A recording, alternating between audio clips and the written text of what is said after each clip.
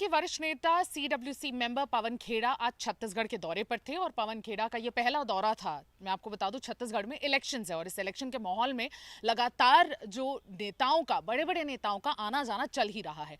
इस दौरे में लेकिन पवन खेड़ा ने एक प्रेस कॉन्फ्रेंस की राजीव भवन में और उस प्रेस कॉन्फ्रेंस का 1 पॉइंट एजेंडा था अडानी।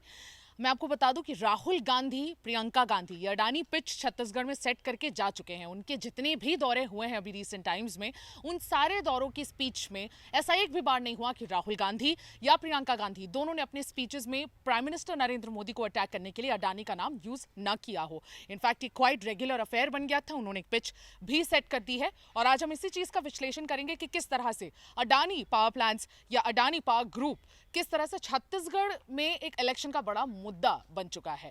नमस्कार, जय जौहर, आप सभी को स्वागत है छत्तीसगढ़ तक के हमारे छत्तीसगढ़ राउंड अप इस खास पेशकश में और आज हम इसी चीज का विश्लेषण करेंगे। पहले तो मैं आपको बता दूं कि पवन खेड़ा की अभी जो प्रेस कॉन्फ्रेंस हुई है, कुछ ही देर पहले समाप्त हुई है। उस प्रेस कॉन्फ्रेंस में एक बुकलेट, एक पैम्पलेट रिलीज हुआ। उस पैम्पलेट में यह कहा गया है कि आप किसी को भी वोट करें, आप ईवीएम मशीन में इस बार किसी को भी वोट करें, अगर कोई भी बटन दबाएंगे आपको अडानी ही निकलेगा। कहीं ना कहीं उन्होंने ये बहुत बड़ा निशाना जो साधा है वो बीजेपी पर साधा है और कहा कि अगर बीजेपी को वोट किया जाए लोगों द्वारा तो प्राइवेटाइजेशन हो जाएगा हर एक चीज का। जिस तरह से गवर्नमेंट एंटिटीज प्राइवेटाइजेशन का शिकार होते जा रहे हैं, उस तरह से छत्तीसगढ़ के हर एक पावर प्लांट, स्टील प्लांट और इतना रिसोर्स रिच जो स्टेट है वो कहीं ना कहीं प्राइवेटाइजेशन के हत्थे चढ़ जाएगा। और यही इस प्रेस कॉन्फ्रेंस का पूरा तोड़ था। अब मैं आपको वो पैम्पलेट दिखा देती हूँ। ये पैम्पलेट है, उन्होंने बनवाया है कि अगर बटन दबेगा तो वीवीपैट से अडानी ही निकलेगा और इस पर कई सारे ऐसे पॉइंटर्स दिए हुए हैं कि बीजेपी को वोट डालेंगे तो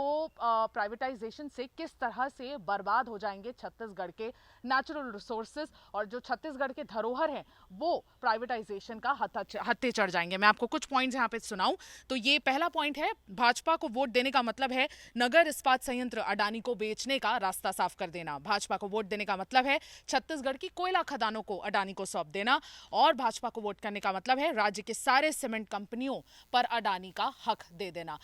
अगर ये एक सोचने वाली बात यहाँ पर ये है, फूड फॉर थॉट, कि क्या अडानी सिर्फ भाजपा शासित राज्यों में है या कांग्रेस शासित राज्यों में भी है। अगर इसी बात का सोल्यूशन अगर देखा जाए तो भाजपा शासित राज्यों में तो अडानी पावर प्लांट्स है ही और अच्छा फ्लरिश भी कर रहे हैं, लेकिन कांग्रेस शासित राज्यों में है। उसका सबसे बड़ा एग्जाम्पल छत्तीसगढ़ भी है। इनफैक्ट छत्तीसगढ़ में कुछ 9 ऐसे कोल प्लांट्स है जो अडानी अभी हैंडल कर रहे हैं। कुछ 3 फैक्ट्रीज है, सीमेंट फैक्ट्रीज है जो अडानी के पास है और यहाँ पे अडानी से काफी इन्वेस्टमेंट भी हुआ है और अडानी से इन्वेस्टमेंट होने के साथ साथ यहाँ पे सीएसआर के काम भी बहुत हुए हैं। स्पेशली सरगुजा वाले इलाकों में, हसदेव अरण्य के इलाकों में जो कोल प्लांट्स है वो अडानी पावर प्लांट्स ही हैंडल करते हैं और उससे काफी ज्यादा जो लोगों को डेवलपमेंट भी हुआ है। लेकिन उसके साथ साथ हसदेव अरण्य जो एक बहुत ही नेचुरल रिजर्वॉयर और नेचुरल हैबिटेट है कई सारे एनिमल्स का, उस जगह उस एरिया को कोल प्लांट्स के लिए यूज करने से काफी ह्यूमन एनिमल कॉन्फ्लिक्ट भी बढ़ गया है, नेचर पर बहुत बड़ा हमला भी हुआ है। ये भी अपनी जगह सही है, लेकिन उसके बावजूद यहाँ पे पॉइंट ये होता है कि ऐसा नहीं है कि छत्तीसगढ़ में जो एक कांग्रेस शासित राज्य है वहां पर अडानी नहीं है।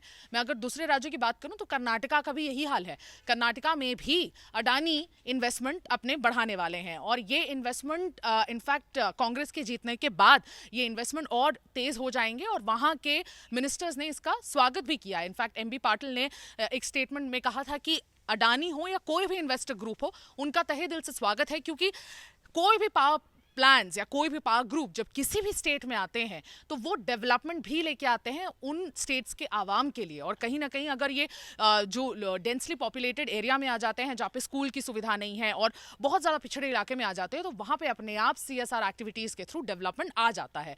तो पॉइंट हियर बीइंग कि अडानी जो इतना बड़ा एक इलेक्शन मुद्दा छत्तीसगढ़ में बन के उभर रहा है वो सिर्फ बीजेपी राज्य शासित राज्यों में तक सीमित नहीं है, कांग्रेस के राज्यों में भी है।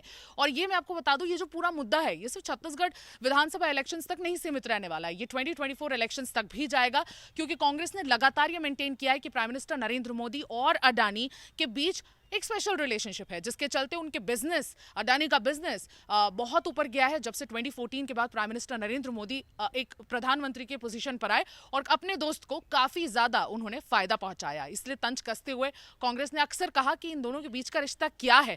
ये चीज पार्लियामेंट में भी राहुल गांधी ने पूछी थी और ये चीज एक सीरियस मुद्दा भी है, लेकिन इलेक्शन में ये कितना कितना बड़ा मुद्दा इसको कांग्रेस जो बना रही है वो बन के उभरेगा, अभी तक लोगों में इस चीज का अवेयरनेस जहां तक हमें नजर आता है वो उतना ज्यादा नहीं पहुंचा है। इनफैक्ट सरगुजा एरिया में काफी लोग अडानी पावर प्लांट से खुश भी नजर आते हैं क्योंकि उनका पूरा एरिया जो है डेवलप भी हो गया है, लेकिन वही जो ट्राइबल लोग हैं, जो बहुत ठेठ गांव के लोग हैं, वो उतने खुश नजर नहीं भी आते हैं।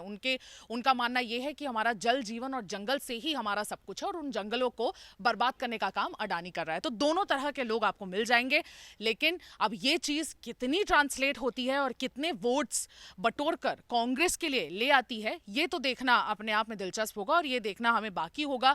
लेकिन कांग्रेस ने अपनी पूरी इस अडानी नैरेटिव को आगे बढ़ाने का फैसला ले लिया है और उसी कड़ी में आज पवन खेड़ा ने स्पेशल प्रेस कॉन्फ्रेंस कर बीजेपी पर हमला बोला।